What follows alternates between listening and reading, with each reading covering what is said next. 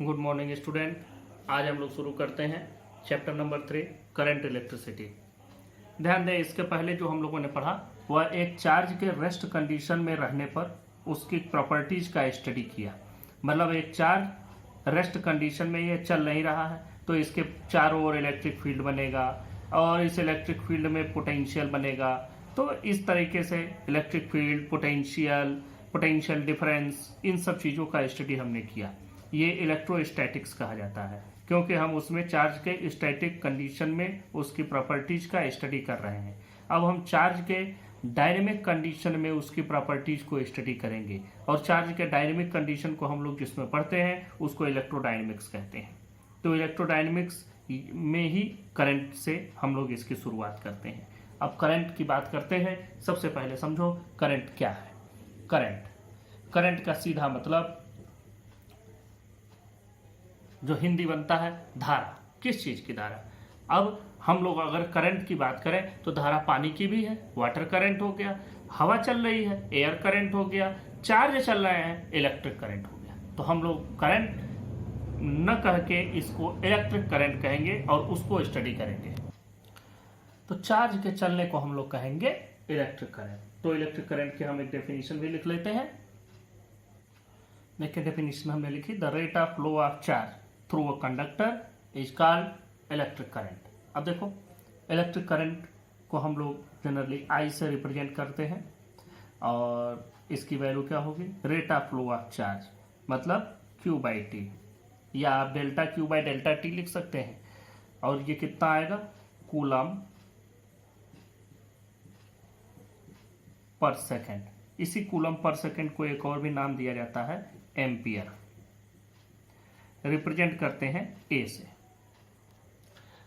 अगर कहीं करंट की इंस्टेंटेनियस वैल्यू निकालनी हो तो इंस्टेंटेनियस वैल्यू मतलब क्षण किसी भी एक पर्टिकुलर इंस्टेंट ऑफ टाइम पर, तो हम लोग क्या करते हैं? Delta Q divided by delta T. लेकिन टाइम का इंटरवल तो हमको चाहिए और एक क्षण की बात कर रहे हैं आप, जैसे एट 7th सेकेंड, तो 7 सेकेंड पर इंटरवल कहाँ बना? 7 to 8 कहेंगे तब तो 1 सेकेंड का इंटरवल।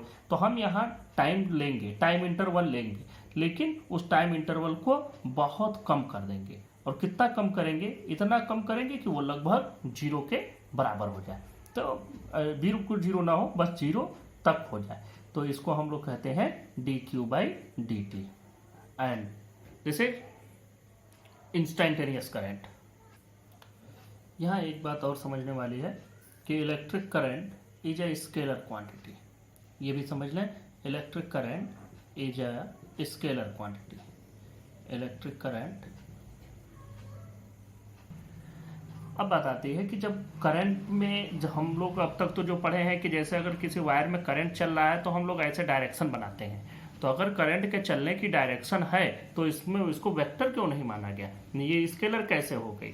तो इसके लिए ये देखा गया कि मान लीजिए दो वायर अगर हों ऐसे, एक वायर है ऐसे और दूसरा इसमें ऐसे आके जुड़ा हुआ है। मान लीजिए कि इधर से 8 एम्पियर का करंट आ रहा हो, इधर से हम 2 एम्पियर का करंट दे रहे हो, तो दोनों अपोजिट डायरेक्शन से आए। तो यहाँ पर जो करंट हमको मिलेगा इस वायर में अगर हम वेक्टर एडिशन के रूल को फॉलो करें तो हम जानते हैं कि अगर दो अपोजिट डायरेक्शन से आने वाली चीजें होती हैं तो एक में से दूसरा डिडक्ट हो जाता है। तो यहाँ पर 6 एम्पियर का करंट इसमें फ्लो होना चाहिए according to the law of vector addition, जो वेक्टर का जोड़ का नियम है। लेकिन यहाँ पर जो हम पाते हैं, यहाँ हमको मिलता है 10 एम्पियर का करंट। इसका मतलब ये हो गया कि जो करंट है, current is not following the law of vector addition, therefore electric current is a scalar quantity। तो electric current is a scalar quantity। अगर ये बात कहीं बात आती है कि क्यों ऐसा होता है तो उसका रीजन भी यही है। Electric current is a scalar quantity as it does not follow the law of vector addition। बस this is simple. Electric current is a scalar quantity as it does not follow या because it does not follow the law of vector addition। तो ये हो गया scalar या vector quantity के बारे में। अब एक बात और देखो, करंट की डायरेक्शन क्या मानी जाएगी, करंट कैसे चलता है, हम उस पर थोड़ा सा डिस्कस कर लेते हैं। देखो, अगर जैसे हमको पानी एक जगह से दूसरी जगह ले जाना है, जैसे हम अपने घर में वाटर टैंक होता है, घर के वाटर टैंक को हम ऊपर रखते हैं और वहां से वाटर को फिर नीचे की ओर ले आते हैं, तो वाटर ऊपर है तब तो नीचे की ओर फ्लो हो रहा है। उसी तरह से अगर मान लीजिए कि एक कोई कंडक्टर है, कंडक्टर से ही चार्ज चलना है, एक कोई कंडक्टर है, इसको अगर हम चार्ज देते जाएं तो जैसे जैसे आप इसको चार्ज देते जाएंगे, चार्ज इसके सरफेस पर इक्वली डिस्ट्रीब्यूट होता चला जाएगा और जैसे जैसे चार्ज इस पर आएगा वैसे वैसे इसका पोटेंशियल बढ़ता चला जाएगा। अब अगर हम किसी दूसरे कंडक्टर को ले लेते हैं और उस कंडक्टर से इस कंडक्टर को कनेक्ट करा देते हैं, अब मान लेते हैं कि इस कंडक्टर का पोटेंशियल थोड़ा कम है, इससे कम है, इस पर चार्जेज है, इस पर भी चार्जेज हम मान सकते हैं, लेकिन इससे थोड़ा सा कम है, तो मतलब इसका पोटेंशियल ज्यादा है, इसका पोटेंशियल कम है। तो जब भी इन दोनों को कनेक्ट करेंगे तो हाई पोटेंशियल से लो पोटेंशियल की ओर चार्जेस फ्लो होंगे और ये फ्लो तब तक होता रहेगा जब तक कि दोनों का पोटेंशियल सेम ना हो जाए। इसको मैंने थोड़ा नीचे बना दिया, तो ऐसा ना समझिएगा कि ऊपर से नीचे ही चलता है, चार्ज तो नीचे से ऊपर भी चला सकते हैं या ऐसे डायरेक्शन में सीधा भी चला सकते हैं या इसको यहां रख करके भी ऐसे चला सकते हैं। अगर इसका पोटेंशियल ज्यादा है तो ऑब्वियसली यह नीचे से ऊपर की ओर चार्जेस को फ्लो कराएगा और तब तक फ्लो कराता रहेगा जब तक कि दोनों का पोटेंशियल सेम ना हो जाए। तो फिर चार्ज इधर से इधर चल रहा है, पॉजिटिव चार्ज इधर से इधर चल रहा है, तो जब भी हम किसी वायर को बैटरी से कनेक्ट करते हैं तभी उसमें करंट फ्लो हो रहा है। क्योंकि हम लोग इस चैप्टर में डीसी करंट के बारे में ही स्टडी करेंगे, एसी करंट के लिए आप लोगों के लिए अलग से एक चैप्टर बना हुआ है, तो यहाँ पर हम लोग स्पेशली डीसी करंट की बात करते हैं। तो डीसी करंट में जब भी आप एक कंडक्टर को, यह कंडक्टर हो गया, इस कंडक्टर को आपने एक बैटरी से कनेक्ट करा दिया, ये बैटरी से आपने कनेक्ट करा दिया, ये पॉजिटिव और नेगेटिव। बैटरी में आपको मालूम है दो सिरे होते हैं, एक प्लस और एक माइनस। पॉजिटिव वाला हाई पोटेंशियल पर होता है, नेगेटिव वाला लो पोटेंशियल पर होता है। और जब भी किसी कंडक्टर के थ्रू हम इसको कनेक्ट कराते हैं तो हायर पोटेंशियल से लोअर पोटेंशियल की ओर चार्जेस का फ्लो होना शुरू हो जाता है। अब जरा सा एक बात समझो कि इसमें जब चार्जेस का फ्लो होगा तो इसमें जो कंडक्टर हमने प्रयोग किया है, इस कंडक्टर में तो इलेक्ट्रॉन भी है, प्रोटॉन भी है, तो चलेगा कौन, इलेक्ट्रॉन या प्रोटॉन? इसमें प्रोटॉन जो होते हैं वो न्यूक्लियस से बाउंड होते हैं, तो वो न्यूक्लियस कभी मूव नहीं करता है अपनी जगह से, और इलेक्ट्रॉन आउटर ऑर्बिट में चक्कर लगाते रहते हैं जो कि बहुत लूजली बाउंड होते हैं। कंडक्टर के केस में इंसुलेटर में बहुत टाइटली बाउंड होते हैं, इसलिए इंसुलेटर में इलेक्ट्रॉन भी नहीं, लेकिन कंडक्टर में इलेक्ट्रॉन फ्री होते हैं, इलेक्ट्रॉन बहुत लूजली बाउंड होते हैं। तो जब उन पर थोड़ा सा फोर्स लगता है बैटरी से तो वो चलना शुरू कर देते, तो इलेक्ट्रॉन किधर चलेगा? आप लोग देखें, इलेक्ट्रॉन के जो चलने की डायरेक्शन होगी, अगर इसको हम कंडक्टर को कनेक्ट किए हैं, इसमें इलेक्ट्रॉन है तो ये निगेटिव वाला पोटेंशियल वाला हिस्सा इलेक्ट्रॉन को रिपेल करेगा, तो इलेक्ट्रॉन इधर चलेगा। पॉजिटिव वाला इलेक्ट्रॉन को अट्रैक्ट करेगा तो इलेक्ट्रॉन निगेटिव से पॉजिटिव की ओर चलेगा। तो ये इलेक्ट्रॉनों के चलने की डायरेक्शन हो गई, जिसको हम लोग कहते हैं इलेक्ट्रॉनिक करंट। इसको हम लोग बोलते हैं इलेक्ट्रॉनिक करंट। इलेक्ट्रॉनिक करंट मतलब the direction of flow of electron, क्योंकि इलेक्ट्रॉन चल रहे हैं तो इलेक्ट्रॉनिक करंट हो गया।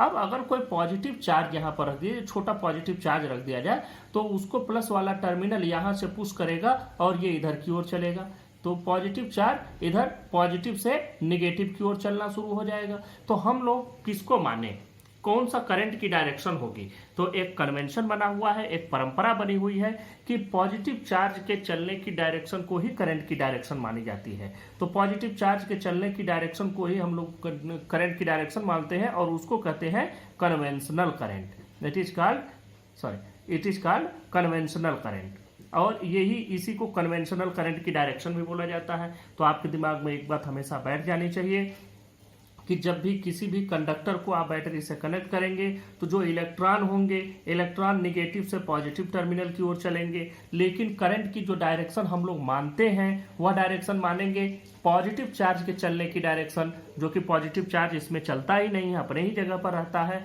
लेकिन मानते हैं हम, एक कन्वेंशन बना हुआ है कि अगर यहाँ एक पॉजिटिव चार्ज रख दिया जाए तो वह पॉजिटिव से नेगेटिव टर्मिनल की ओर चलेगा तो पॉजिटिव तो जो इसकी डायरेक्शन होती है करंट की डायरेक्शन प्लस से माइनस मानी जाती है। तो ये हमेशा ध्यान में रखें, करंट की डायरेक्शन मानेंगे पॉजिटिव टू नेगेटिव, और इलेक्ट्रॉन किधर चलेगा, नेगेटिव टू पॉजिटिव। या कभी कभी ऐसा भी कहते हैं कि जिस डायरेक्शन में इलेक्ट्रॉन चल रहा हो उसके ठीक अपोजिट डायरेक्शन में करंट के चलने की डायरेक्शन मान ली जाती है। एक बड़ा अच्छा एग्जाम्पल भी है करंट के चलने का कि करंट कैसे चलता है। बच्चे भी यही समझ रहे हैं कि हाँ बैटरी से ऐसे आता है वैसे जाता है। जरा समझो अपने घर में, हम लोगों के घर में करंट कैसे आती है। आप इसके लिए एक बहुत छोटा सा एग्जांपल देखें। आप एक साइकिल को एज्यूम करें, ये मैंने किसी टीचर के लेक्चर में इसको सुना था, तो उस वहाँ पर उन्होंने कैसे एक्सप्लेन किया, मैं उसको एक्सप्लेन करता हूँ। देखो, मान लो कि ये एक साइकिल है, ये साइकिल का आगे का व्हील हो गया या आगे का वो पैडल हो गई, जिसमें आप पैडल लगे होते हैं, आप इसको चलाते हैं। और देखो इसी से चेन लगा हुआ पीछे एक दूसरा फ्लाई व्हील होता है और इस पर से चैन इधर से आया हुआ रहता है। तो ये जनरली हर एक साइकिल में या बाइक में क्या होता है कि यहाँ पर हम लोग एक इंजन से इसको चलाते हैं, बाकी पीछे गियर छोटे छोटे लगे रहते हैं, फ्लाई व्हील लगी रहती है, ये सारी चीज़ें। तो देखो जब हम इसको चलाएंगे, मान लो कि हम इस पर पैडल मारे और पैडल पर फोर्स इधर से लगाए, ये इस डायरेक्शन में चलाए, तो देखो ये चैन है, चेन इसको चलाएगा, मतलब ये इधर से इधर की ओर चलेगा। जब ये इधर चला और ये किधर चलेगा, इधर चल रहा है। तो देखो इसमें चेन दो है, चेन तो एक ही है लेकिन हमको यहाँ दो दिख रहे हैं। तो इसी तरह से आपके घरों में दो फेस आता है, दो फेस नहीं होता, उसमें एक फेस और एक न्यूट्रल होता है। दो वायर आप लोग ले आते हैं, कहाँ से, पोल पर से। तो होता क्या है, कैसे ये काम करता है, जरा इसको एक बार और अच्छे से समझ लो। मान लो कि एक जगह टैंक में ऊपर पानी भरा हुआ है, यहाँ से हमने एक छेद से पानी निकाला और ये पानी नीचे की ओर गिराना शुरू किया। इसके रास्ते में हमने एक फ्लाई व्हील रख दी। अब अगर हम इसके रास्ते में एक फ्लाई व्हील रखे हैं तो ये क्या करेगा, इस फ्लाई व्हील को चलाता हुआ आगे चला जाएगा। तो इसका मतलब कि वाटर ऊपर से आया, हायर पोटेंशियल से आया, और उसके बाद से ये जो भी रास्ते में मिला उसको चलाते हुए आगे चला। एक आप दूसरा भी फ्लाई व्हील रख सकते हैं, इस तरह से आप इससे वर्क कर लेते हैं। तो हम लोग क्या करते हैं कि कहीं भी चार्ज होता है, डायनेमो से हम लोग उसको प्रोड्यूस करते हैं। और डायनेमो आप लोग इसको जहां आप पैडल लगाए हुए हैं, इसको आप मान सकते हैं डायनेमो की तरह से कि ये डायनेमो की तरह से है। अब यहां पर आप इसको चलाना शुरू करते हैं। अब ध्यान से समझो ये कैसे चलाते हो। अब इसको चलाने के लिए आप लोग जैसे ही चलाते हैं तो यहां से आपने चलाया, ये समझो डायनेमो हो गया। तो ये क्या किया, एक तरफ से इधर से गया और दूसरी तरफ से इस डायरेक्शन से रिटर्न आया, और इस बीच में इसको यह फ्लाई व्हील मिला या कोई एक पहिया मिला, इसको इसने मूव कराया, इसको इसने चलाया। करंट भी बिल्कुल ऐसे ही होती है। जो हम लोग घर में दो तार लेके आते हैं तो एक वायर को हम लोग लाइव वायर कहते हैं, दूसरे वायर को हम लोग न्यूट्रल वायर कहते हैं। लाइव वायर जनरली हम लोग रिप्रेजेंट करते हैं रेड कलर से और इसको रिप्रेजेंट करते हैं ब्लैक कलर से। अब देखो क्या होता है, रेड कलर में ये हाई पोटेंशियल पर होता है। यहां से हम लोग करंट लेकर के घर में आते हैं और वो आता है, और जो बीच में हमने उसको दे दिया, एसी दे दिया, फ्रिज दे दिया, एलईडी दे दिया, बल्ब दे दिया, पंखे दे दिया, उन सब को चलाते हुए ब्लैक कलर से रिटर्न हो जाता है। या रेड कलर से आया, ब्लैक से रिटर्न हो गया। ये तरीका होता है। या आप ऐसे भी मान सकते हैं कि इधर से आया, इधर से रिटर्न हो गया। तो हम लोग इस तरीके से जो करंट हम लोगों के घर में सप्लाई होती है उसके भी चलने का सिस्टम यही है। बिल्कुल यहाँ से एक जगह से प्रोड्यूस है। ये कहाँ है, ये टरबाइन कहीं दूर लगी होती है, वहाँ से हम लोग इसको चाहिए। या अपने घर में आप जनरेटर लगाए रहते हैं, जनरेटर से आप लोग चलाते हैं, वहाँ से आपने करंट बनाया, वहाँ से आपने पोटेंशियल जनरेट किया, वहाँ से आपका ये वायर के थ्रू, और इसमें चेन लगी होती है साइकिल में। घरों में हम लोग इसकी जगह क्या यूज करते हैं, वायर यूज करते हैं। यहाँ पर हम लोग इसको चला रहे हैं, एक पहिए को चला रहे हैं। हम घरों में बहुत सारे ऑपरेटर्स चलाते हैं, जैसे हम बल्ब चला रहे हैं, हम पंखे चला रहे हैं, प्रेस चला रहे हैं, हम आयरन चला रहे हैं, बहुत सारी चीजें। ये सारी चीजें हम लोग इसी तरीके से चलाते हैं। ये मैंने एक डेफिनेशन भी इसकी लिख दी, कन्वेंशनल करंट और इलेक्ट्रॉनिक करंट की। अगले टॉपिक पर चलते हैं, करंट डेंसिटी। करंट डेंसिटी का मतलब हो गया, जैसे आपने करंट पढ़ा, करंट का मतलब क्या हुआ कि किसी भी जगह से rate of flow of charge, कोई भी पॉइंट हो, कोई कंडक्टर, उस rate of flow of charge को हम लोग कहते हैं करंट। अब करंट की डेंसिटी, तो पहले ध्यान दो करंट कहाँ से फ्लो हो रहा है। मान लीजिए ये आपका एक कंडक्टर हो गया, तो करंट कैसे फ्लो हो रहा है, इसमें इलेक्ट्रॉन या चार्ज मूव कर रहे होंगे, चार्ज ऐसे मूव कर रहे हैं, और तब हम कहते हैं कि अगर ये पॉजिटिव चार्ज की मूवमेंट है तो हम कहते हैं इस डायरेक्शन में करंट है। तो ये जो चार्ज मूव कर रहे हैं ये इसके क्रॉस सेक्शनल एरिया से मूव कर रहे हैं। अब अगर इसी चार्जेस के मूव करने को हम लोग करंट कह रहे हैं, तो इसकी करंट की डेंसिटी क्या होगी? करंट की डेंसिटी का मतलब कि इसके per unit cross sectional area कितना चार्ज मूव किया या कितना करंट मूव किया। तो current per unit cross sectional area, उसी को हम लोग कहेंगे करंट डेंसिटी। अब ये भी ध्यान दें कि करंट डेंसिटी एक वेक्टर क्वांटिटी है। अब हम लोग इसको पहले इसकी डेफिनेशन लिख लेते हैं। अब ये मैंने डेफिनेशन लिख दिया, ये सिंपल डेफिनेशन आप ये पढ़ सकते हैं, करंट पर यूनिट एरिया, इसी को हम लोग कहते हैं करंट डेंसिटी। बाकी कुछ विशेष मतलब नहीं है, मेन यही है। अब देखो इसी को, अब करंट क्या होता है? करंट को rate of flow of charge या चार्ज फ्लोइंग पर सेकेंड आप कह सकते हैं। तो उसी को हमने लिख दिया, the amount of charge flowing per second through a unit area placed normal to the direction of the flow of the charge is called current density. अब ये वेक्टर क्वांटिटी है। जरा इसको देखो, इसको कहने का मतलब क्या हुआ? ये जो बड़ी बात कही गई है इसको कहने का मतलब समझे। मान लो कि ये कोई वायर हो गया और ये वायर की क्रॉस सेक्शनल एरिया हो गई, और ये यहां से फ्लो होने वाले चार्ज हो गए जो यहां से फ्लो हो रहे हैं। तो अब देखो इस एरिया का जो एरिया वेक्टर होगा वह इसके ठीक नॉर्मल डायरेक्शन में होगा, ये इसका एरिया वेक्टर हो जाएगा। अब यहां पर इसके और इसके बीच में एंगल कितना बन रहा है? एरिया वेक्टर और direction of flow of charge, इनके बीच में जो एंगल बन रहा है वो एंगल है 0 डिग्री का। अब अगर यही ऐसे हो जाए, ध्यान दें, हम थोड़ा सा वायर को ट्विस्ट कर दें, मोड़ दें या किसी डायरेक्शन में घुमा दें जिससे ये ऐसे हो जाए, ये ऐसे हो जाए, तो अब जितने चार्जेस फ्लो हो रहे थे अब वो सभी के सभी इससे नहीं फ्लो होंगे, बल्कि अब कुछ ही इसके दायरे में आएंगे, बाकी के कुछ चार्ज बाहर चले गए। तो हम लोग जो करंट डेंसिटी का फार्मूला तो वही है, तो इसी को कहा जा रहा है कि flowing normal to the direction of the area. अब देखो जब हम इसका फार्मूला लिखेंगे तो फार्मूला करंट डेंसिटी को जे से रिप्रेजेंट करते हैं। जे इज इक्वल टू क्या हो जाएगा? करंट पर यूनिट एरिया, ये वैल्यू आ गई आपकी। अब अगर मान लो कि करंट या चार्ज के फ्लो होने की डायरेक्शन और जो एरिया वेक्टर है इन दोनों के बीच में अगर एक एंगल बन जाए थीटा, तो फिर ये पूरा का पूरा ए एरिया से पास नहीं होगा, तो उस दौरान उसकी वैल्यू जो हो जाएगी एरिया की वह ए कॉस थीटा से ही पास होगा।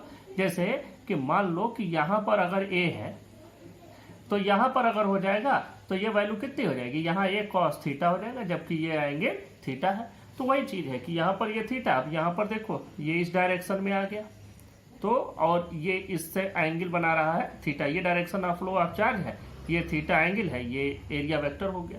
तो ये वैल्यू आ गई। अब देखो आई की अगर हम वैल्यू कैलकुलेट करें, यहां से ध्यान दें, I J is equal to I by A cos theta हमने लिखा। अब यहां पर एक बात ध्यान देना, अगर हम आई की वैल्यू कैलकुलेट करें तो ये हो जाएगी जे ए कॉस थीटा, और दो वेक्टर का डॉट प्रोडक्ट ऐसा ही होता है, क्योंकि हम लोगों ने पढ़ा है vector A dot vector B is equal to vector A into B into cos of angle between them. यही चीज तो हम लोग लिखते हैं, यहाँ भी यही चीज है। तो हम लोग आई को ऐसे भी लिख सकते हैं, जरा ध्यान से देखना, आई कैन बी रिटन है I is equal to J dot A, where J is equal to current density and A is equal to area vector. तो अब एक चीज और भी देखो, जो करंट डेंसिटी की डायरेक्शन, अगर ये वेक्टर क्वांटिटी है तो इसका तो कोई डायरेक्शन होना चाहिए। तो यहाँ से आप देख सकते हैं कि अगर हम यहाँ इसको वेक्टर के फॉर्म में लिखें तो ये तो स्केलर है डिवाइडेड बाय वेक्टर, तो मतलब ये कौन से वेक्टर की डायरेक्शन लेगा? एरिया वेक्टर की। तो ऑब्वियसली इसकी डायरेक्शन वही होगी जो एरिया वेक्टर की डायरेक्शन होगी। इसकी यूनिट भी बना लो, यूनिट क्या बनेगा? ये एम्पियर है, ये एम्पियर हो गया, डिवाइडेड बाय एरिया मतलब metre square, ampere per metre square, ये इसका यूनिट बन गया और ये इसका फार्मूला बन गया। या आपके सामने डेफिनेशन हमने लिख दी है, आप लोग इस पूरे को समझ सकते हैं। अब अगले टॉपिक पर चलते हैं, maintenance of study current in circuit, इसको देखते हैं। और ये बिल्कुल ऐसा ही है, मेंटेनेंस ऑफ स्टडी करंट, जैसे हम लोगों के घर में जो हम लोग वाटर सप्लाई यूज करते हैं कि हमारे घर के छत पर टंकी बनी हुई है, टैंक से पानी आ रहा है, तो मान लो कि ये हमारे घर की टंकी हो गई, सिंपल, ये हमारे घर की टैंक हो गई। इस टैंक में पानी भरा हुआ है, ये टैंक से पानी आया, पानी ऐसे बी में ऐसे आया, फिर हमने यूज किया, यहाँ पर जो भी पानी यूज किया वो पानी फिर वेस्ट हो गया। को कंटिन्यूअस बनाए रखने के लिए कि हम लगातार पानी खर्च करते रहें और टंकी में पानी बना भी रहे, इसके लिए इस पंप को काम करना पड़ेगा। इस पंप को कंटिन्यूअस यहाँ लोअर से अपर तक पानी को पहुँचाना पड़ेगा। यही सेम काम जब हम कोई भी इलेक्ट्रिकल सर्किट लेते हैं और उस इलेक्ट्रिकल सर्किट में हम लोग किसी भी लोड या कोई भी डिवाइस चला रहे होते हैं, तो उसमें जो खर्च हो रहा है करंट, फिर उसको हम लोग कहाँ से पाएंगे? उसको पाने के लिए हम लोग एक बैटरी यूज करते हैं। बैटरी भी एक बिल्कुल उसी तरह की डिवाइस है जो यहाँ पर वाटर पंप काम कर रहा है। हम इससे चार्जेज ले रहे हैं, तभी तो इसमें करंट आ रहा है। Rate of flow of charge को ही करंट कहते हैं। तो ये चार्जेज का यहाँ से आना, ये क्या है? करंट। और ये करंट स्टडी बना रहे, ये करंट लगातार बना रहे, इसके लिए जरूरी है कि ये चार्ज पंप काम करता रहे। क्या काम करेगा? अब यहाँ से अगर पॉजिटिव चार्ज यहाँ से आया तो फिर ये पॉजिटिव चार्ज निगेटिव पर पहुंचेगा और ये क्या करे? निगेटिव से पॉजिटिव तक उसको पहुंचाए। ये कैसे पहुंचाएगा? Through the chemical reaction. Chemical reaction के द्वारा ये पहुंचाता है, जिससे एक करंट निरंतर लगातार इसमें बना रहता है। अब ये तो बात हो गई निगेटिव से पॉजिटिव तक पहुंचाने वाली बात। तो अब हम लोग इस सेल को ही पूरा बना लिया कि सेल बना लिया, पॉजिटिव और नेगेटिव टर्मिनल बना लिया। अब पॉजिटिव नेगेटिव टर्मिनल में अगर नेगेटिव से पॉजिटिव तक हमको पहुंचाना है तो केमिकल रिएक्शन से कुछ न कुछ फोर्स लगाना पड़ेगा। किस पर? पॉजिटिव चार्ज पर, नेगेटिव से पॉजिटिव तक ले जाने में। उस फोर्स को हमने नाम दे दिया FP, क्योंकि फोर्स ऑन पॉजिटिव चार्ज है।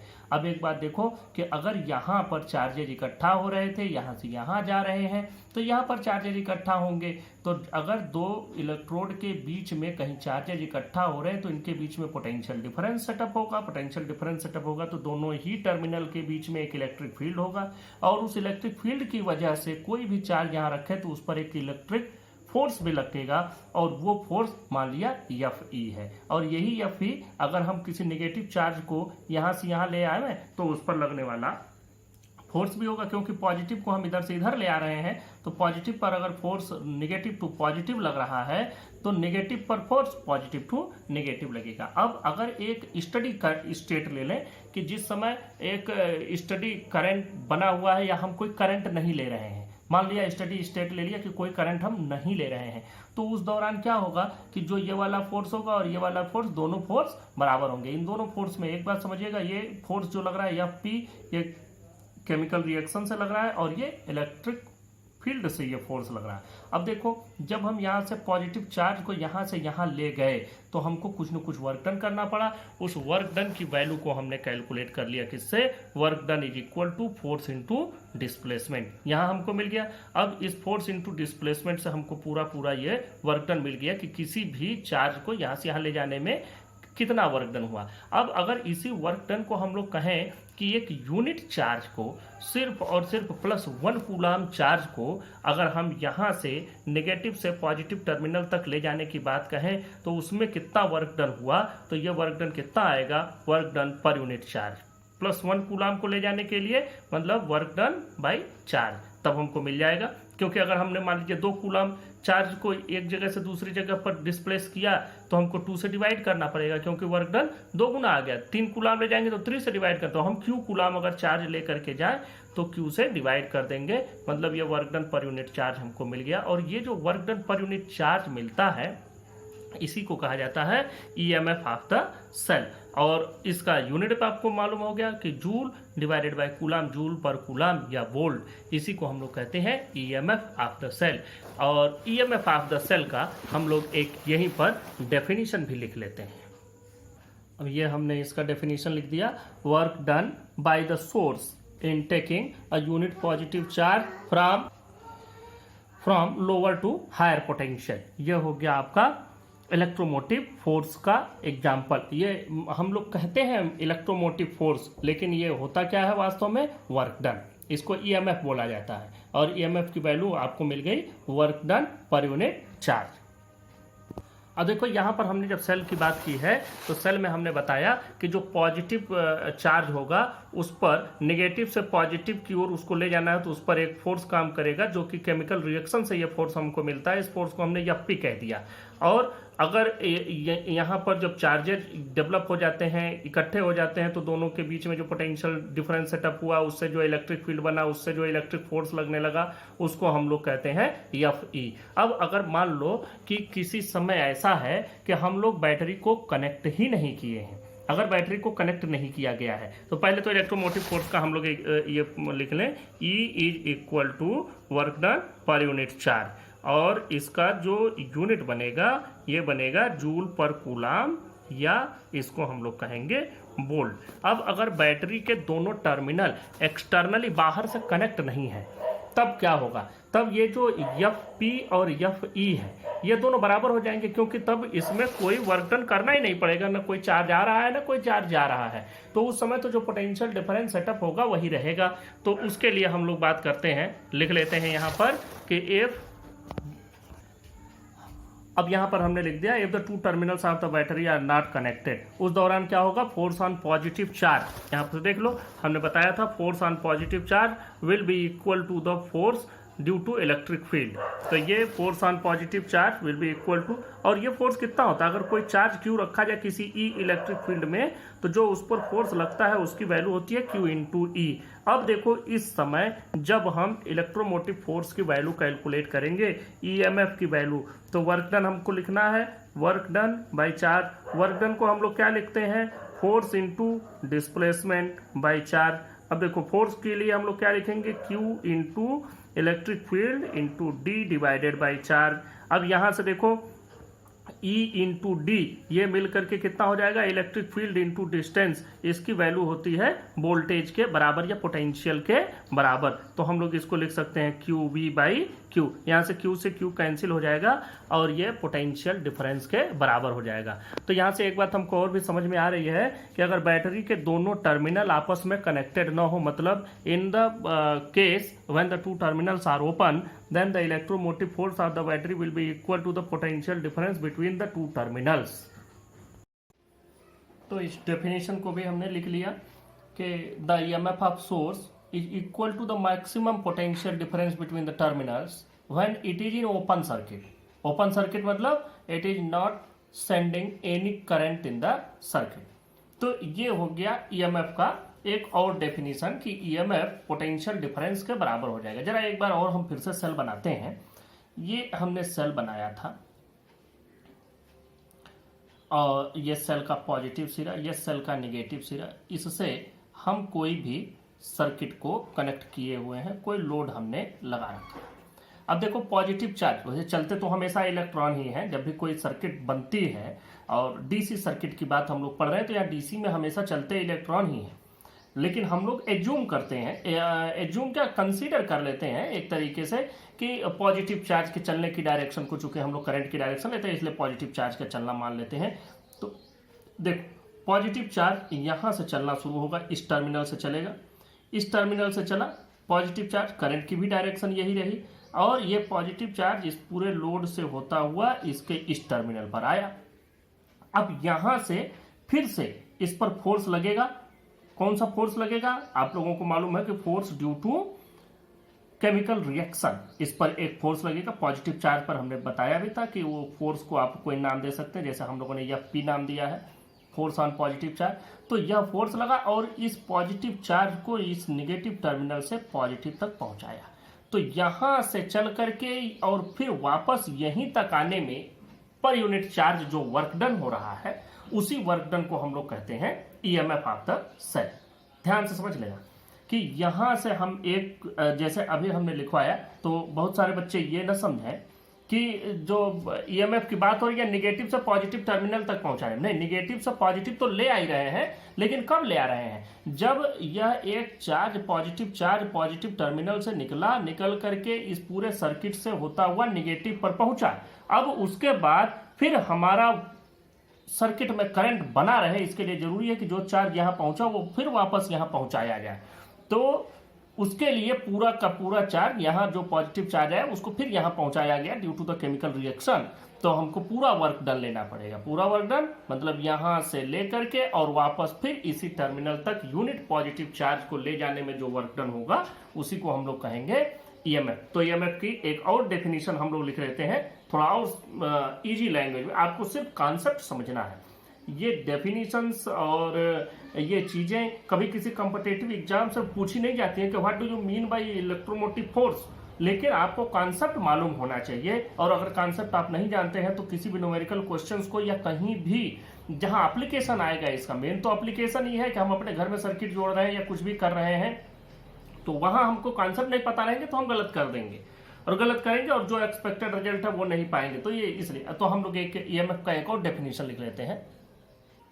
अब ये दूसरी डेफिनेशन भी इसकी देख लें और ये इसकी प्रॉपर डेफिनेशन यही होगी, the work done by the cell in moving. Cell मतलब जो उसमें इलेक्ट्रोलाइट भरा हुआ है, जो सेल में केमिकल रिएक्शंस हो रहे हैं उनके द्वारा, कोई अलग से इलेक्ट्रिकल फोर्स नहीं है बल्कि सेल के केमिकल रिएक्शन से जो फोर्स मिल रहा है उससे जो वर्क डन हो रहा है। तो the work done by the cell in moving a unit positive charge through the whole circuit including the cell, मतलब यहां से यूनिट पॉजिटिव चार्ज को यहां से उठा करके पूरे सर्किट से घुमाते हुए सेल के अंदर से होते हुए सेल को भी उसमें शामिल करना, including the cell, is called the EMF of the cell.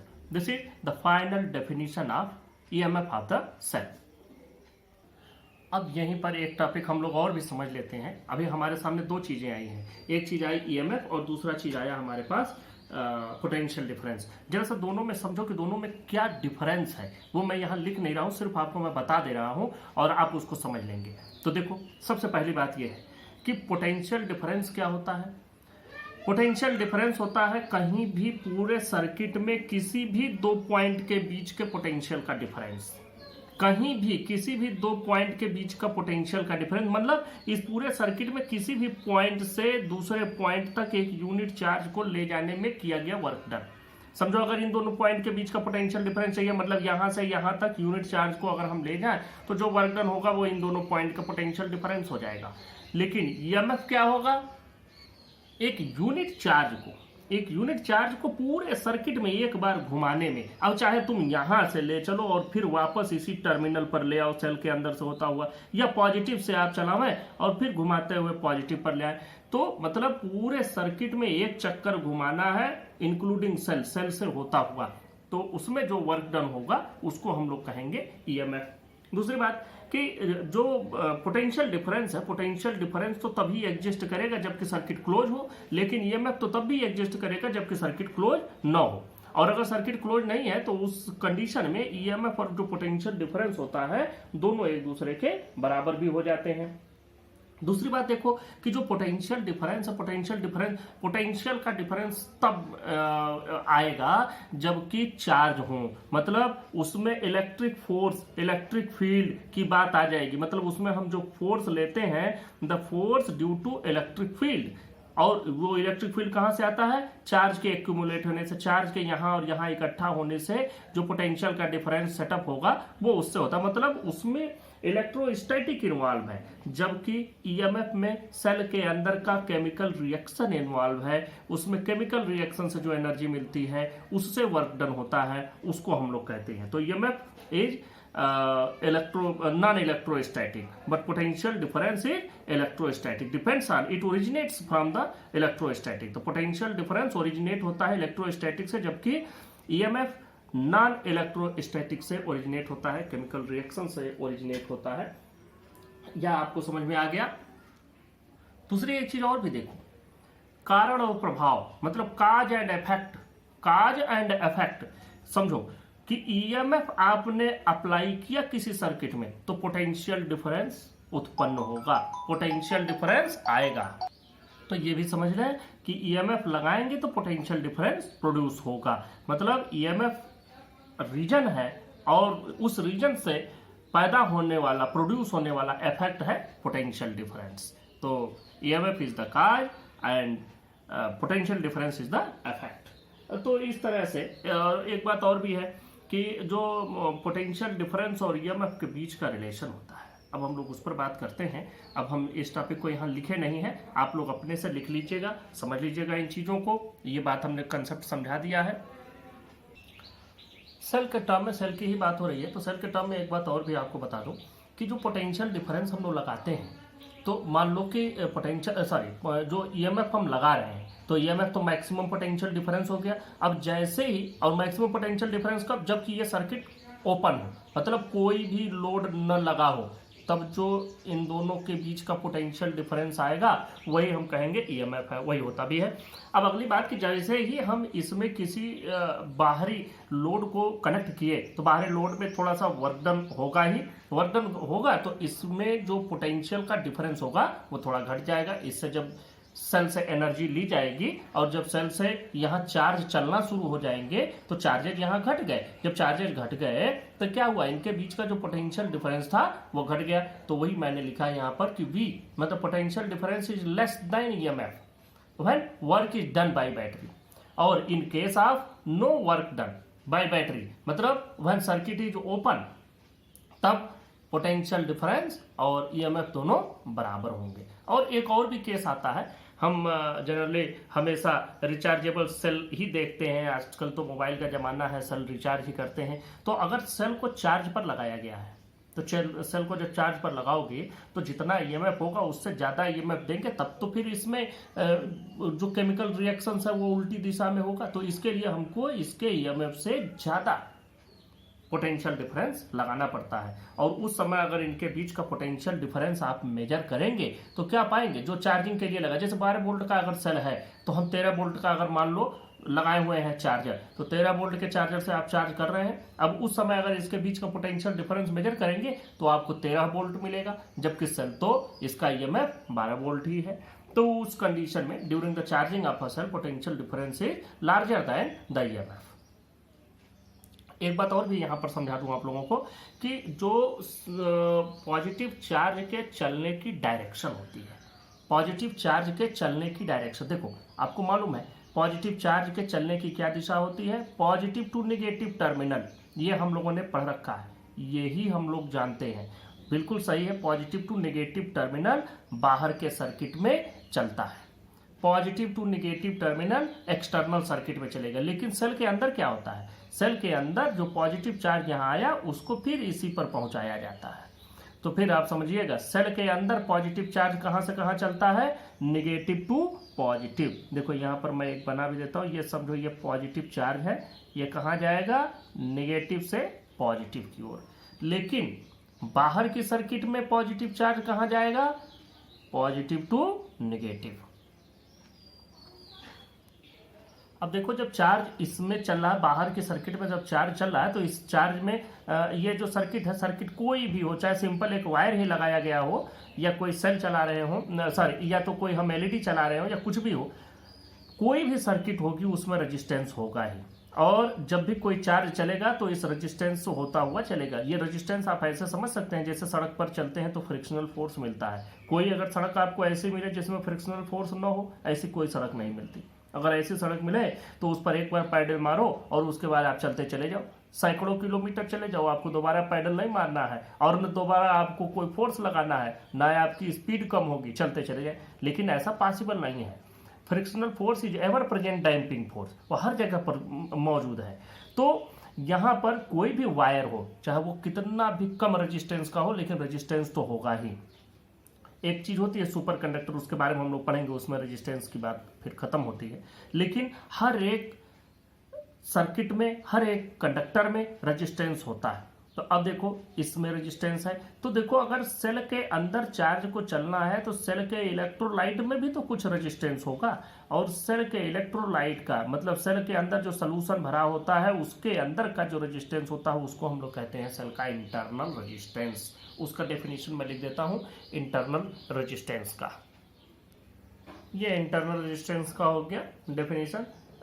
ये सिंपल सा definition, the resistance offered by the electrolyte of cell, यही डेफिनेशन खत्म हो जाती है। तो पूरा डेफिनेशन आप लिख सकते हैं, the resistance offered by the electrolyte of the cell to the flow of the current through it is called internal resistance of the cell. अब हम जब सेल रिप्रेजेंट करते हैं तो उसको इंटरनल रेजिस्टेंस के साथ रिप्रेजेंट करते हैं। देखो सर्किट में रिप्रेजेंटेशन कैसे करते हैं उसको मैं यहाँ पर बना देता हूँ। जब भी हम सेल बनाते हैं, सेल बनाया और सेल के ही बगल में एक इंटरनल रेजिस्टेंस बना दिया, यह आर हो गया, यह सेल का ईएमएफ हो गया। तो इस पूरी यूनिट को कहा जाता है कि यही पूरा यूनिट मिला करके आप कहते हैं एक सेल है। तो इस तरह से सेल जब हम बनाते हैं तो ये थोड़ा सा इसको एक साथ कंबाइन कर देते हैं। सेल बनाया, बगल में इंटरनल रेजिस्टेंस, इससे या कहीं भी इस तरह का सर्किट बना हुआ मिले तो आप समझ लीजिएगा this is the EMF of the cell and this is the internal resistance, या this is the resistance offered by the electrolyte of the cell. इसी सर्किट को हम लोग यहीं से एक और सर्किट बनाते हैं और फिर पोटेंशियल डिफरेंस और ईएमएफ के बीच का रिलेशन भी यहीं से डिसाइड करते हैं, बनाते हैं। देखो यहाँ पर अब हम इसी में एक एक्सटर्नल रेजिस्टेंस हमने लगा दिया। ये बस सिंपल आप समझ लें, एक सेल है, सेल का ईएमएफ ई है और रेजिस्टेंस इंटरनल जो दिया गया है स्मॉल आर, जो बाहर सर्किट जुड़ी हुई है या जो भी लोड हमने लगा रखा है उसका रेजिस्टेंस है कैपिटल आर।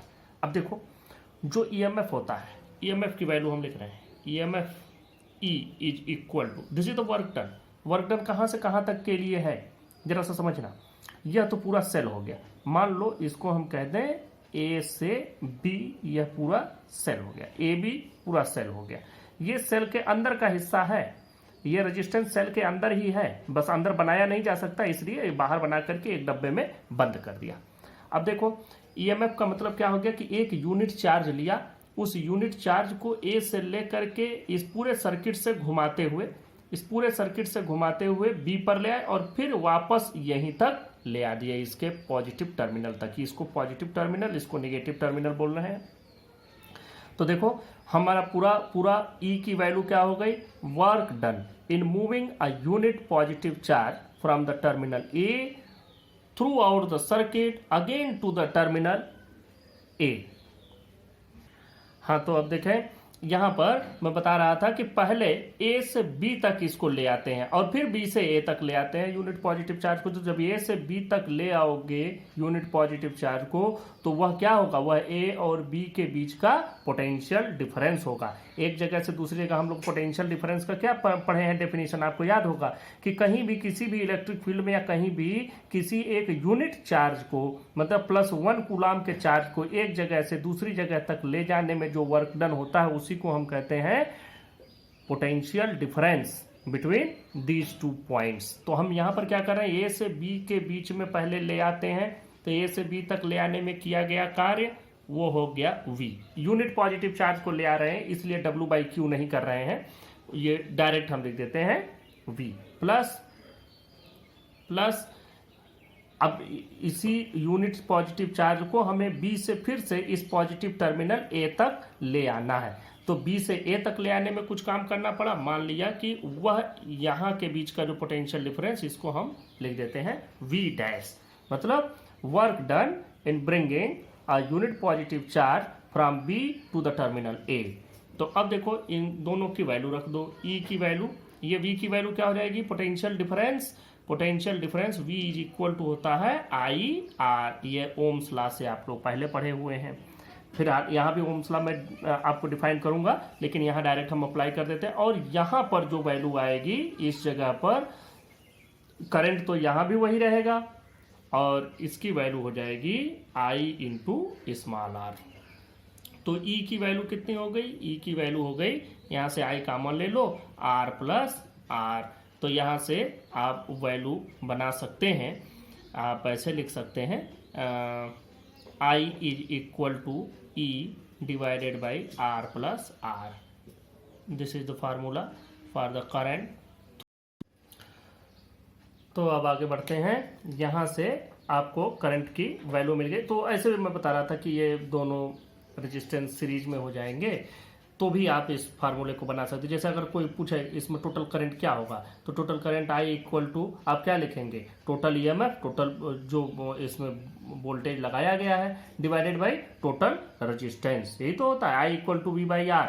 जो फार्मूला हम लोग पढ़े हुए हैं ओम्स लॉ से, तो यहाँ पर आर की जगह क्या लिखेंगे, आर प्लस आर, ये चीज। अब देखो आई आर जो है, आई आर इन दोनों टर्मिनल के बीच का पोटेंशियल है V, और ये जो आई आर है स्मॉल आर, ये यहाँ से इसको ले जाने में, यूनिट चार्ज को यहाँ से ले जाने में किया गया वर्क डन है। तो हम इसको ऐसे भी लिख सकते हैं V प्लस आई आर। और अगर इस चीज को आगे लेकर के बढ़ो तो यहाँ से हम एक और फार्मूला बना लेंगे। ये देखो E इक्वल टू हम पा रहे हैं V प्लस आई आर, या हम इसी को लिख सकते हैं V equal to E minus I R. It can be also written as V equal to E minus I R. तो कहीं भी पोटेंशियल डिफरेंस निकालना होगा तो EMF माइनस आई आर। यह आई आर क्या है, this is work done in moving a unit positive charge from negative terminal to the positive terminal of the cell। अब देखो यहीं से अभी हमने बताया था कि अगर सर्किट ओपन हो, ऊपर वाली बात हम यहाँ पर फिर से एक बार रिपीट कर रहे हैं और फिर इस रिलेशन से आपको, अगर सर्किट ओपन हो, इन ओपन सर्किट, अगर सर्किट ओपन होगा मतलब करंट की वैल्यू क्या हो जाएगी, जीरो। और अगर करंट वैल्यू जीरो हो गई तो देखो यहां से पोटेंशियल डिफरेंस ईएमएफ के बराबर हो जाएगा। तो वही बात जो हम लोगों ने यहां पर पढ़ी थी इस जगह पर कि V will be equal to E, कैसे होगा वो नहीं वहां बताए थे, वो यहां पर आपको समझ में आ गया जब ये रिलेशन आपने पढ़ा कि पोटेंशियल डिफरेंस और ईएमएफ के बीच का relation V equal to E minus I are.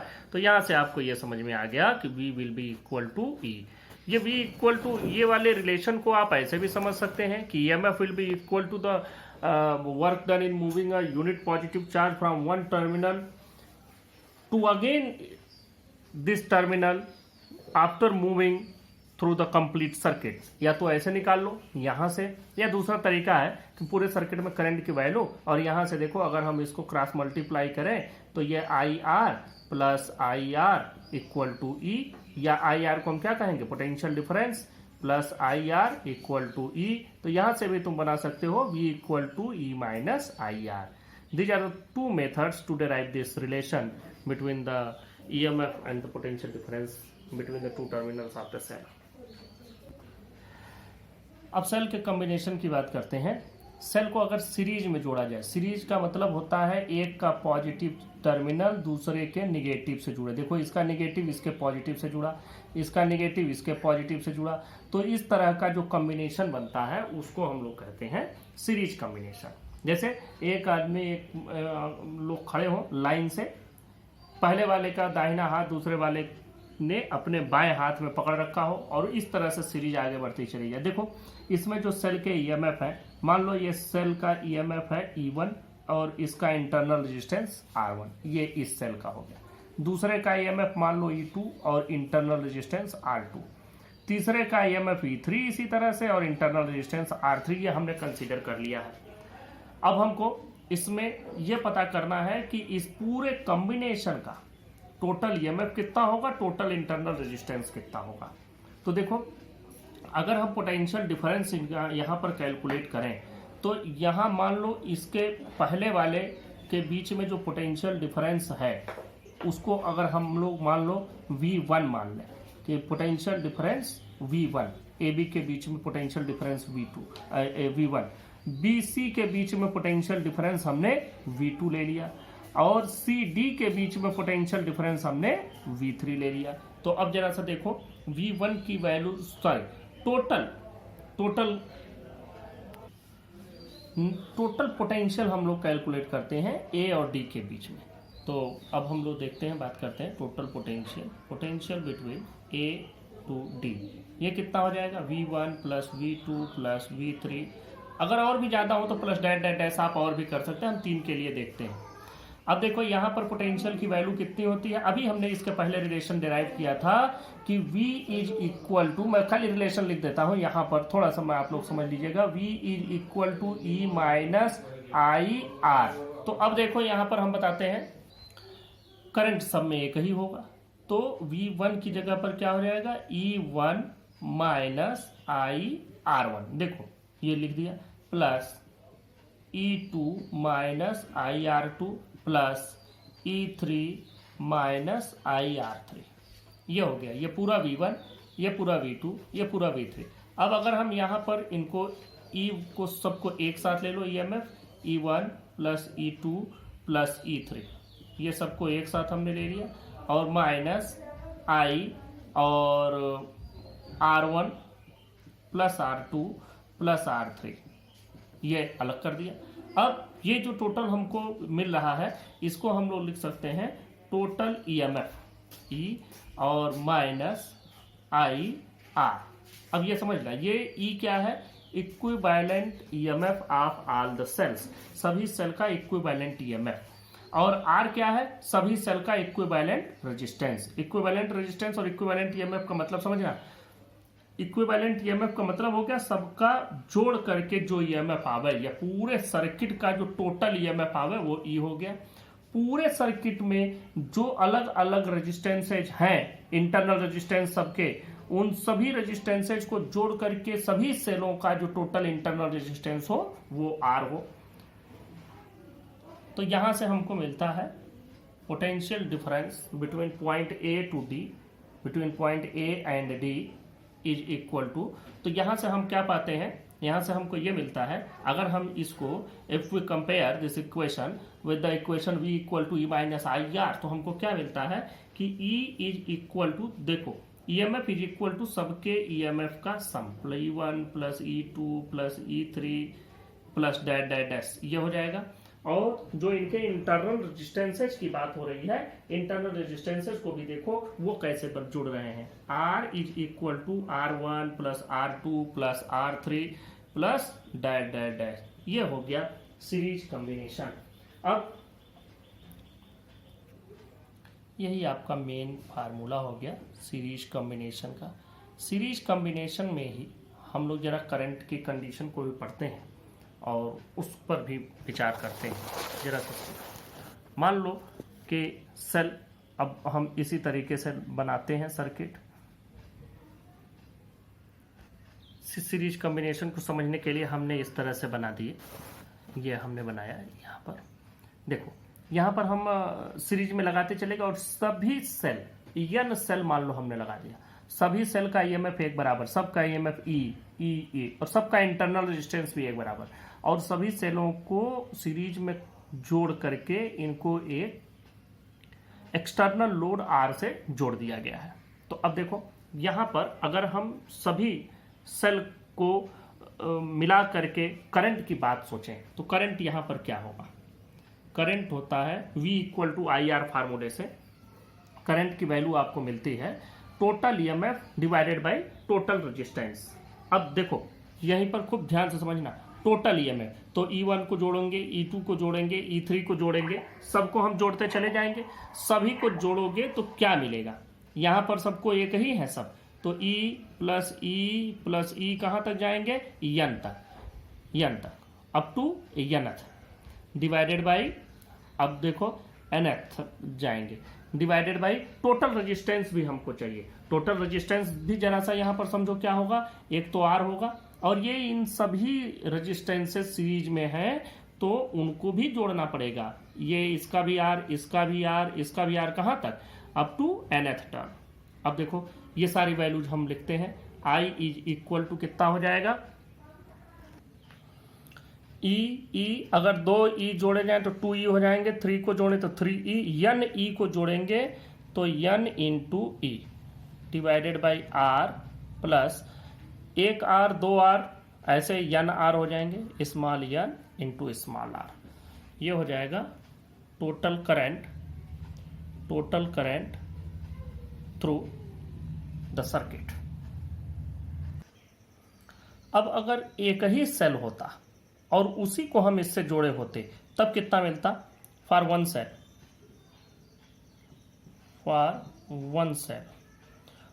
Cell I की वैल्यू मिलती E by R plus R। अगर एक ही सेल होता तो हम ये पाते। अब यहाँ पर एक कंडीशन हम लगाते हैं, कंडीशन हम लोग एक ये लगाते हैं कि जब ये external resistance in internal resistance का कंपैरेटिवली बहुत ज़्यादा हो, और दूसरी बात कि जब ये इंटरनल रेजिस्टेंस बहुत ज़्यादा हो। तो case one, if R is 2 greater than very large then, अब ये इंटरनल रेजिस्टेंस अगर बहुत ज़्यादा है तो internal resistance can be neglected, और उस केस में जो आई की वैल्यू हमको मिलेगी then I is equal to, देखो यहाँ पर n E divided by R, n E divided by R, ये वैल्यू आपको मिल रही है। अब अगर एक सेल को यूज करते और इसमें हम इंटरनल रेजिस्टेंस को नेग्लेक्ट करते तो क्या पाते, देखें एक सेल में अगर हम इसी चीज को कैलकुलेट करते तो हमको वैल्यू मिलती ई बाई आर, और यहाँ क्या मिला n into E by R. तो हम इस केस में जबकि एक्सटर्नल रेजिस्टेंस की वैल्यू इंटरनल रेजिस्टेंस से बहुत ज़्यादा है, उस केस में हमको सीरीज कॉम्बिनेशन में करंट की वैल्यू n गुना मिलती है। अगर 2 सेल लगा रहे तो 2 गुना पाओगे, 3 सेल लगाओगे 3 गुना, n सेल लगाए n गुना। तो अब बात करते हैं सेकंड केस की, केस 2। सेकंड केस बिल्कुल simple, if R is greater than R। अब अगर इंटरनल रेजिस्टेंस ही ज़्यादा है तो क्या होगा, then I is equal to, देखो एन ई डिवाइडेड बाई, अब इंटरनल ये जो एक्सटर्नल रेजिस्टेंस है इसी को हम लोग नेग्लेक्ट कर देते हैं, तो क्या होगा n E divided by n R, n to n cancel हो जाएगा, क्या बचेगा ई बाई आर। और अगर एक सेल के लिए यूज करते तो क्या पाते, फॉर वन सेल में आर को नेग्लेक्ट करते तो क्या पाते, ई बाई आर। तो वन सेल से भी ई बाई आर पाते और एन सेल से भी ई बाई आर पा रहे हैं, मतलब कोई फायदा नहीं, no benefit when the internal resistance is too large then the external resistance. तो सीरीज कॉम्बिनेशन का फायदा हमको तब है जबकि एक्सटर्नल रेजिस्टेंस ज़्यादा हो, सेलों का इंटरनल रेजिस्टेंस बहुत कम हो। अगर सेलों का इंटरनल रेजिस्टेंस ज़्यादा है और एक्सटर्नल रेजिस्टेंस उससे कम है तो समझो कि आपके सीरीज कॉम्बिनेशन का कोई फायदा नहीं है, आपको उतना ही करंट मिलेगा जितना एक सेल से मिलता। दोनों ही केसेज आपको समझ में आने चाहिए। अब हम लोग चलते हैं next type, parallel combination. Second है पैरेलल कॉम्बिनेशन। देखो सीरीज कॉम्बिनेशन में और पैरेलल कॉम्बिनेशन में, यहाँ सीरीज में मैं बना करके आपको एक बार समझा देता हूँ। सीरीज और पैरेलल में एक बात होती है और एक डिफरेंस छोटा सा है। सीरीज में देखो सब से हो करके एक ही करंट फ्लो होगा, करंट इसमें सब में एक ही रहेगा, पोटेंशियल डिफरेंस इसका अलग होगा, इसका अलग होगा, इसका अलग होगा। टोटल पोटेंशियल डिफरेंस क्या होता है, सबका अलग अलग पोटेंशियल डिफरेंस का सम। यहां पर देखो क्या बात है, यहां पर बात यह है कि अगर इससे करंट I1 निकला, इससे करंट I2 निकला, इससे करंट I3 निकला, क्योंकि सबका पोटेंशियल अलग अलग है तो सबके करंट अलग अलग होंगे, सबके करंट यहां निकल करके सम हो जाएंगे। तो total current I equal to I1 plus I2 plus I3 ये हो जाएगा। लेकिन जो पोटेंशियल डिफरेंस आएगा वह सेम होगा। यहाँ करंट सेम होता है, पोटेंशियल डिफरेंस अलग अलग होता है। यहाँ सब का पोटेंशियल डिफरेंस एक ही होगा लेकिन सब से निकलने वाला करंट अलग अलग होगा। अब आप लोग बात कर लें यहाँ पर पहले सेल की। पहले सेल में जो E1 की वैल्यू आएगी, E1 की वैल्यू कितनी आएगी, तो पहले हम लोग उसकी बात कर लेते हैं। E1 बोल रहे, सॉरी I1 की बात करते हैं। I1 तो पहले सेल के लिए भी पोटेंशियल V हो गया। Let the potential between the point A and B is V। मान लिया कि पॉइंट A और B के बीच का पोटेंशियल है V, और वही मिलेगा भी। बहुत सारे सेल जुड़े हो, सबका EMF अलग अलग हो, इससे कोई मतलब नहीं है। जब आप इन दोनों के बीच में मेजर करेंगे तो आपको एक ही पोटेंशियल डिफरेंस मिलेगा, ये थोड़ी है कि ये वैरी करेगा, एक ही रहेगा। तो अब ये मान लो कि potential difference let VAB equal to V, ये पोटेंशियल डिफरेंस हो गया A और B के बीच में। तो अब देखो यहाँ से हम लोगों ने फार्मूला पढ़ा है कि V is equal to E minus IR, ये फार्मूला यहाँ पढ़े हैं। तो यहाँ से V तो V ही रहेगा, यहाँ से E1 हो जाएगा माइनस I1 R1। तो यहाँ से अगर हम कैलकुलेट करें कि I1 R1 इधर ले आए, I1 R1 is equal to E1 minus V।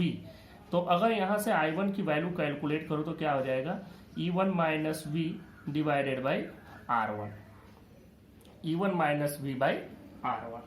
अब देखो सिमिलरली आप I2 की वैल्यू लिख सकते हैं, यही सिमिलरली हम लिख दे रहे हैं। सिमिलरली आप लोग समझ लीजिएगा, similarly I2 is equal to E2 minus V, क्योंकि वी तो वही रहेगा, सिर्फ यहाँ पर EMF बदल रहा है, divided by R2 and I3 will be E3 minus V divided by R3। इस तरह से आपको मिल गया। अब आपको एक बात मालूम है, in the parallel combination the current will be added, तो I will be net current I will be I1 plus I2 plus I3। यहाँ हमने 3 ही लिया है तो 3 ही की बात करेंगे, हम n लिए होते तो n तक बात लेकर के चले जाते। अब सबको एक साथ ऐड करो। अब देखो I1 मतलब E1 minus V by R1, फिर प्लस ये वैल्यू आई। अब यहाँ से हम लोग और इसको आगे सॉल्व करते हैं। देखो यहाँ I इज इक्वल टू, हम लोग E1 बाई R1 ले लेते हैं, E1 बाई R1 इसमें मिलेगा plus E2 by R2 plus E3 by R3, ये हो गया माइनस, देखो V by R1 minus V by R2 minus V by R3, तो माइनस V कॉमन ले लो, 1 by R1 plus 1 by R2 plus 1 by R3। ये n तक रहता तो डैश डैश डैश हम लेकर के चले जाए। हमको V की वैल्यू चाहिए, तो हम लोग V की वैल्यू कैसे पाएंगे, जरा सा देखो। अगर हम इस पूरे V को इधर ले आवें, I उधर लेकर के चले जाएं, तो देखो हम लोग ऐसे करते हैं, V 1 by R1 plus 1 by R2 plus 1 by R3 is equal to, ये V की वैल्यू हो गई, ये हो गया E1 by R1 plus E2 by R2 plus E3 by R3, और यहाँ I था तो I माइनस में हो जाएगा, माइनस I। अब अगली बात पर चलो। अब देखो अगर हम यहाँ से वैल्यू कैलकुलेट करें तो ये पूरी की पूरी वैल्यू E मिलेगी, और E में एक चीज़ और भी मिल रहा है, 1 by R1 plus 1 by R2 plus 1 by R3। ये क्या होता है, पैरेलल में रेजिस्टेंस का कॉम्बिनेशन होता है, तो इसको हम लोग 1 बाई R लिख सकते हैं, 1 बाई R इक्विवेलेंट इसको लिखा जा सकता है, वैसे ही 1 बाई R इक्विवेलेंट इसको भी लिख सकते हैं, मतलब total R, let small r is equal to total internal resistance, total internal resistance. अब इस केस में 1 बाई आर की वैल्यू आप कितनी पा रहे हैं, जरा देखें।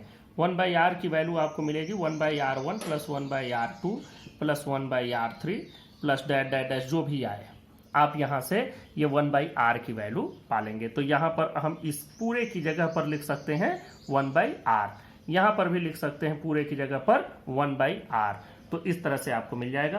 तो आप लोग यहाँ से इस वैल्यू को ऑब्टेन कर सकते हैं। देखिए कैसे,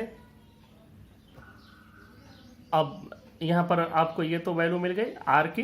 अब अगर हम इसी को v equal to E minus I R से कंपेयर कर दें तो ये पूरे e की वैल्यू मिल जाएगी। तो e will be equal to, देखो यहाँ पर आपको मिल रहा है जो वैल्यू आ रही है पूरा एज इट इज लिखिए, total e will be equal to E1 by R1 plus E2 by R2 plus जो भी आए डैट डैट डैश आप कुछ भी कर सकते हैं, डिवाइडेड बाई इस पूरे की जगह हम क्या लिख देंगे 1 बाई आर। तो 1 by R can be written as, ऊपर ले जाकर के हम r लिख सकते हैं, तो r से E1 by R1 plus E2 by R2 plus जो भी आए।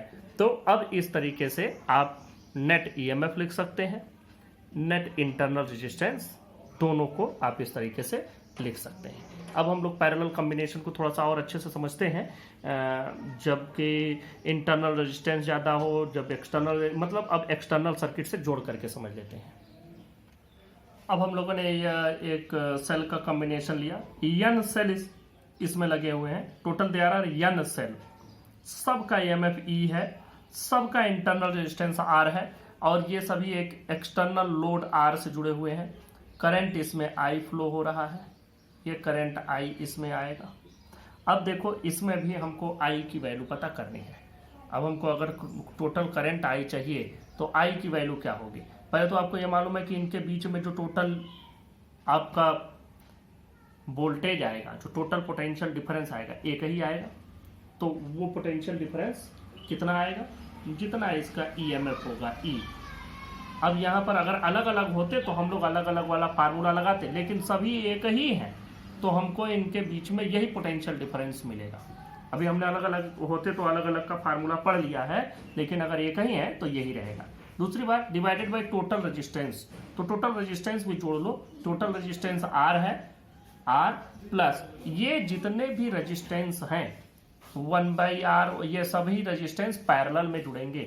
और जो पैरेलल कॉम्बिनेशन होता है रेजिस्टेंस का, मान लो इन सब का अगर हम इक्विवेलेंट रेजिस्टेंस आर इक्वल माने 1/r इक्विवेलेंट मान लिया, तो ये किसके बराबर होगा, 1/r plus 1/r plus 1/r। तो अगर हम तीन जोड़े तो 3/r होगा, लेकिन यहाँ हमारे पास कितने हैं, n है, तो ये टोटल वैल्यू कितनी हो जाएगी, ऊपर 1 + 1 + 1 n डिवाइडेड बाई r। तो यहाँ से r इक्विवेलेंट कितना मिलेगा, देखो इसी को उलट देंगे r/n, तो r प्लस r/n। अब ये वाला जो r है ये इन सभी के सीरीज में आएगा।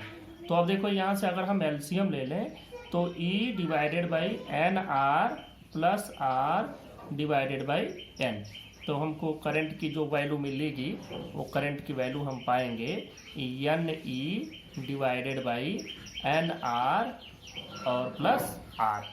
ये वैल्यू हमको यहाँ पर टोटल करंट की वैल्यू मिलेगी। अब इसमें भी आपको वही केसेज लगाने हैं जो इसके पहले हम लोगों ने केसेज अप्लाई किए थे।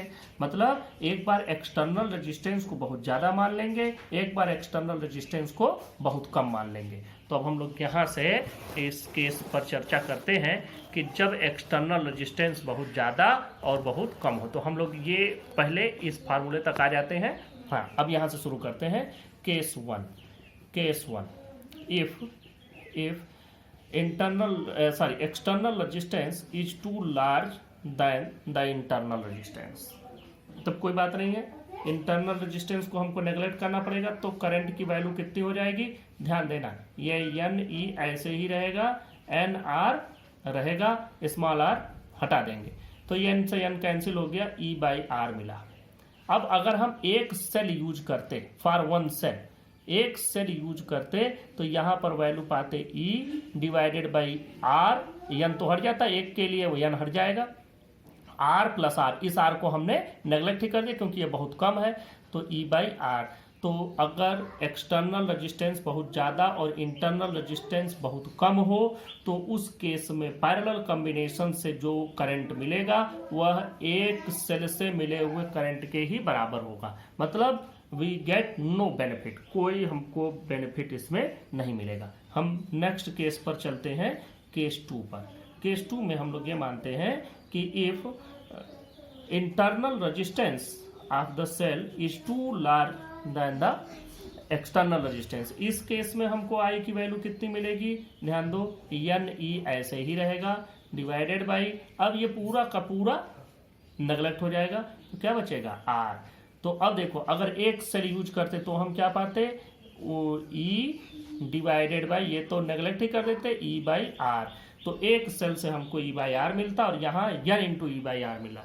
तो हमारे समझ में आ गया कि अगर हमको एक्सटर्नल रेजिस्टेंस ज़्यादा मिल रहा है तो वहाँ पर हमको सीरीज कॉम्बिनेशन से, पैरेलल कॉम्बिनेशन से कोई फायदा नहीं है। लेकिन अगर इंटरनल रेजिस्टेंस ज़्यादा है और एक्सटर्नल बहुत कम है तो हमको पैरेलल कॉम्बिनेशन से जो करंट मिलेगा वह ज़्यादा मिलेगा, n गुना मिलेगा, जितने सेल लगाएंगे उतने गुना मिलेगा।